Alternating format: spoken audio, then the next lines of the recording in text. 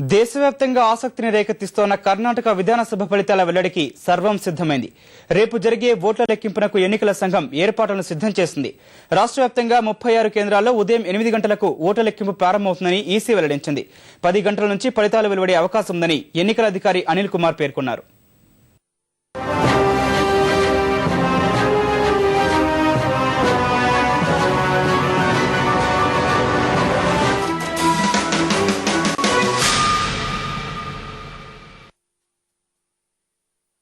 సార్వత్రిక ఎన్నికలకు సెమీఫైనల్ గా భావిస్తున్న కర్ణాటక విధానసభ ఎన్నికల ఫలితాల వెల్లడికి రంగం సిద్దమైంది. ఈ నెల 5న చెదురుమదురు ఘటనలు మినహా పోలింగ్ ముగియడంతో బుధవారం జరిగే ఓట్ల లెక్కింపునకు ఎన్నికల సంఘం ఏర్పాట్లను సిద్దం చేసింది. రాష్ట్ర వ్యాప్తంగా ఈవీఎంలు సోమవారం రాత్రికే చేరుకున్నాయని ఎన్నికల సంఘం రాష్ట్ర ప్రధానాధికారి అనిల్ కుమార్ ఝా వెల్లడించారు. అన్ని జిల్లా కేంద్రాలతో పాటు బెంగళూరులో 4 కేంద్రాల్లో ఓట్ల లెక్కింపు జరుగుతుందని ఆయన పేర్కొన్నారు. మొదటగా పోస్టల్ బ్యాలెట్ పేపర్లు లెక్కించి అనంతరం ఈవీఎంలలో ఓట్ల లెక్కింపు ప్రారంభిస్తామని అనిల్ కుమార్ తెలిపారు. We have made arrangement for counting centers. There are 36.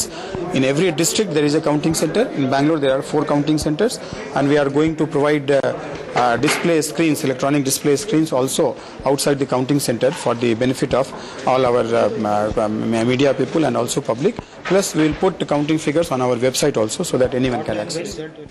లెక్కింపు ప్రారంభమైన 3 నుంచి 4 గంటల మధ్య ప్రాథమిక ఫలితాలు వెలువడే అవకాశం ఉందని ఈసీ వెల్లడించింది. దీంతో కన్నడ నాట అన్ని రాజకీయ పార్టీల నేతల్లో ఉత్కంఠ మొదలైంది. ఎలాంటి అవాంఛనీయ ఘటనలు చోటు చేసుకోకుండా కేంద్ర పారామిలిటరీ బలగాలతో బందోబస్తు ఏర్పాటు చేసినట్లు అనిల్ కుమార్ పేర్కొన్నారు. మొత్తం 224 స్థానాలకు గాను 223 నియోజకవర్గాల్లో పోలింగ్ జరిగింది. 2940 మంది అభ్యర్థులు పోటీలో ఉన్నారు.